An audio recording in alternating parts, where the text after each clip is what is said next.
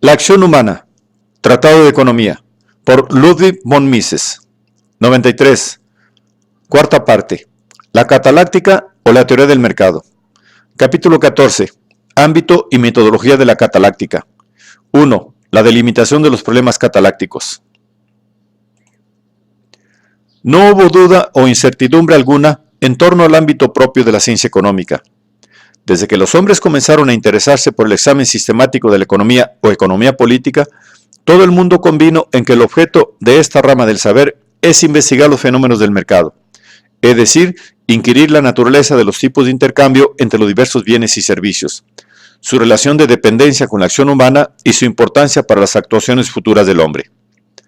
Las dificultades con que se tropieza al tratar de precisar el ámbito de la ciencia económica no provienen de que haya incertidumbre en lo que respecta a los fenómenos que deban examinarse. Los problemas surgen en razón a que el análisis le obliga al investigador a salirse de la órbita propiamente dicha del mercado y de las transacciones mercantiles.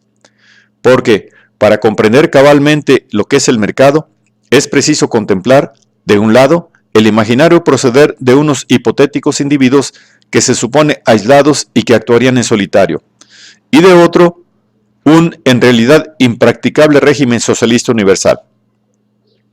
Para investigar el intercambio interpersonal es necesario, primero, examinar el cambio autístico, intrapersonal, y entonces resulta harto difícil trazar una neta frontera entre las acciones que deben quedar comprendidas dentro del ámbito de la ciencia económica en sentido estricto y las que deben ser excluidas, pues la economía fue, poco a poco, ampliando sus primitivos horizontes hasta convertirse en una teoría general que abarca ya todo tipo de acción humana. Se ha transformado en praxeología. Por eso resulta difícil precisar, dentro del amplio campo de la praxeología general, los límites concretos de aquella más estrecha disciplina que se ocupa solo de las cuestiones estrictamente económicas. Los malogrados esfuerzos por resolver el problema de una precisa delimitación del ámbito de la cataláctica han adoptado como criterio los motivos que impulsan a la acción o bien los fines que ésta pretende alcanzar. Pues el reconocer que los motivos determinantes de la acción pueden ser múltiples y variados carece de interés cuando lo que se pretende es formular una teoría general de la acción. Toda actuación viene invariablemente impuesta por el deseo de suprimir determinado malestar. Por eso resulta intrascendente para nuestra ciencia el calificativo que ese malestar pueda merecer desde un punto de vista fisiológico, psicológico o ético. El objeto de la ciencia económica consiste en analizar los precios de los bienes tal y como efectivamente se demandan y abonan en el mercado.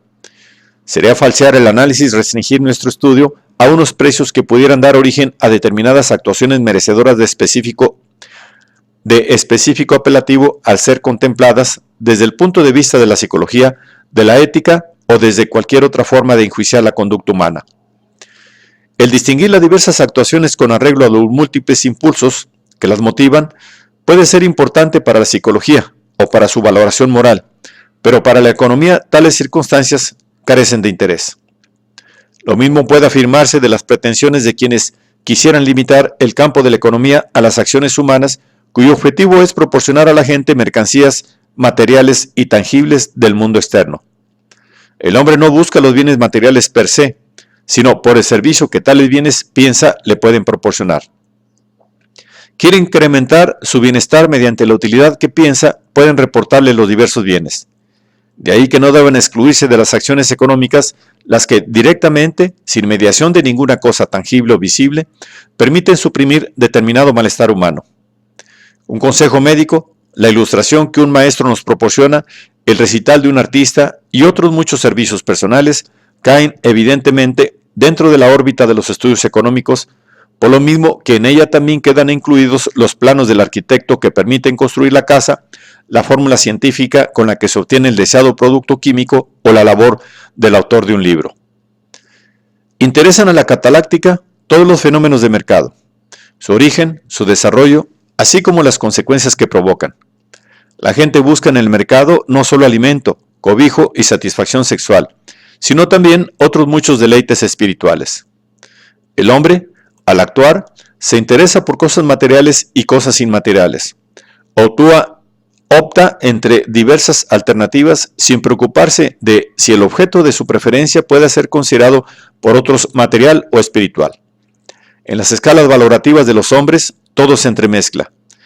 Aún admitiendo que fuera posible trazar una rigurosa frontera entre unas y otras apetencias, no cabe olvidar que la acción unas veces aspira a alcanzar al mismo tiempo objetivos materiales y espirituales y otras veces opta por bienes de un tipo o del otro. Podemos prescindir de si es posible distinguir con precisión entre las actuaciones tendentes a satisfacer necesidades exclusivamente fisiológicas y otras necesidades más elevadas. A este respecto, conviene advertir que no hay ningún alimento que el hombre valore tan solo por su poder nutritivo, ni casa ni vestido alguno que únicamente aprecie por la protección que contra el frío o la lluvia puedan proporcionarle. En la demanda de los diversos bienes influyen poderosamente consideraciones metafísicas, religiosas y éticas, juicios de valor estético, costumbres, hábitos, prejuicios, tradiciones, modas y otras mil circunstancias. Un economista que quisiera restringir sus investigaciones tan solo a cuestiones puramente materiales, no tardaría en percatarse de que el objeto de su análisis se le esfuma tan pronto como pretende aprenderlo. Lo único que podemos afirmar es que los estudios económicos aspiran a analizar los precios monetarios de los bienes y servicios que en el mercado se intercambian, y que para ello, ante todo, es preciso formular una teoría general de la acción humana.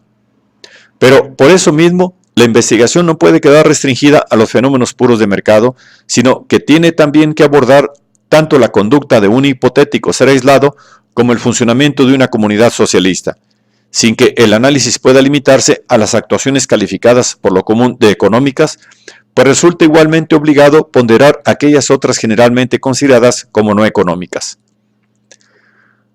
El ámbito de la praxeología, teoría general de la acción humana, puede ser delimitado y definido con la máxima precisión. Por el contrario, los problemas típicamente económicos, los temas referentes a la acción económica en su sentido más estricto, solo de un modo aproximado pueden ser desgajados del cuerpo de la teoría praxeológica general. Circunstancias accidentales de la historia de nuestra ciencia y otras puramente convencionales influyen cuando se trata de definir el genuino ámbito de la ciencia económica. No son razones rigurosamente lógicas o epistemológicas, sino usos tradicionales y el deseo de simplificar las cosas, los que nos hacen proclamar que el ámbito cataláctico, es decir, el de la economía en sentido restringido, es aquel que atañe al análisis de los fenómenos del mercado. Ello equivale a afirmar que la cataláctica se ocupa de las acciones que se realizan sobre la base del cálculo monetario. El intercambio mercantil y el cálculo monetario se hallan inseparablemente ligados entre sí. Un mercado con cambio directo tan solo no es más que una construcción imaginaria. Es más, la aparición del dinero y del cálculo monetario viene condicionada por la preexistencia del mercado. Cierto es que la economía debe analizar el funcionamiento de un imaginario sistema socialista de producción, pero este análisis presupone la previa construcción de una ciencia cataláctica, es decir, de un sistema lógico basado en los precios monetarios y el cálculo económico. La negación de la economía. Hay quienes niegan, pura y simplemente, la existencia de la ciencia económica. Es cierto que lo que bajo este nombre se enseña en la mayor parte de las universidades modernas implica su abierta negación. Quien rechaza la existencia de la economía virtualmente niega que haya en el mundo escasez alguna de medios materiales que perturbe la satisfacción de las necesidades humanas. Sentada esta premisa, se proclama que, suprimidos los perniciosos efectos de ciertas artificiosas instituciones humanas, todo el mundo vería satisfechas todas sus apetencias. La naturaleza en sí es generosa y derrama riquezas sin cuento sobre la humanidad. La existencia en la tierra, cualquiera que fuera el número de los humanos, podría ser paradisíaca. La escasez es solo fruto de usos y prácticas arbitrarios. La superación de tales artificios abrirá las puertas a la plena abundancia. Para Karl Marx y sus seguidores, la escasez es una simple categoría histórica. Se trata de una realidad típica de los primeros estadios históricos que desaparecerá cuando sea abolida la propiedad privada de los medios de producción. Tan pronto como la humanidad haya superado el mundo de la necesidad para ingresar en el de la libertad, alcanzando de esta suerte la fase superior de la sociedad comunista, habrá abundancia de todo y será posible dar a cada uno según sus necesidades. No es posible hallar en todo el mare magnum de publicaciones marxistas ni la más leve alusión a la posibilidad de que la sociedad comunista en su fase superior pueda hallarse enfrentada con el problema de la escasez de los factores naturales de producción. Se esfuma misteriosamente la indudable penosidad del trabajo con solo afirmar que trabajar bajo el régimen comunista no será una carga, sino un placer, y que entonces se convertirá en la fundamental exigencia de la vida. Las terribles realidades del experimento ruso se explicarían por la hostilidad de los países capitalistas, por el hecho de que el socialismo, en un solo país, todavía no es perfecto, de tal suerte que aún no ha sido posible alcanzar la fase superior del comunismo, y últimamente por los estragos causados por la guerra. También existen los inflacionistas radicales representados, por ejemplo, por Proudhon y Ernst Solvay. En su opinión, la escasez es fruto de las artificiosas restricciones impuestas a la expansión crediticia y a otros métodos que permiten incrementar la cantidad de dinero circulante, medidas restrictivas que los egoístas intereses de clase de los banqueros y demás explotadores han logrado imponer. Panacea para todos los males es incrementar ilimitadamente el gasto público. Estamos ante el mito de la abundancia y de la saciedad. Dejando el tema en manos de los historiadores y de los psicólogos, la economía puede desentenderse del problema de determinar por qué es tan popular este arbitrario modo de pensar y esa tendencia de la gente a soñar despierta. Frente a tanta vana palabrería, la economía afirma tan solo que su misión es enfrentarse con aquellos problemas que se le suscitan al hombre precisamente porque el mantenimiento de la vida humana le exige disponer de múltiples factores materiales. La economía se ocupa de la acción, es decir, del esfuerzo consciente del hombre por paliar en lo posible sus diversas formas de malestar. Para nada le interesa determinar qué sucedería en un mundo no solo inexistente, sino incluso inconcebible para la mente humana, en el que ningún deseo jamás quedaría insatisfecho. Se puede admitir que en ese imaginario supuesto ni regiría la ley del valor, ni habría escasez ni problema económico alguno. Todo esto estaría ausente por cuanto no habría lugar a la elección, y, al actuar, no existiría dilema que hubiera de resolverse mediante el raciocinio. Los habitantes de ese hipotético mundo nunca habrían desarrollado su razón ni su inteligencia, si en la Tierra llegaran alguna vez a darse tales circunstancias. Aquellos hombres perfectamente felices verían cómo iba esfumándose su capacidad de pensar, para acabar dejando de ser humanos.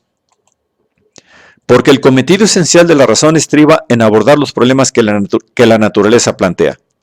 La capacidad intelectual permite a los mortales luchar contra la escasez. El hombre capaz de pensar y actuar solo puede aparecer dentro de un universo en el que hay escasez, en el que todo género de bienestar ha de conquistarse mediante trabajos y fatigas, aplicando precisamente aquella conducta que suele denominarse económica.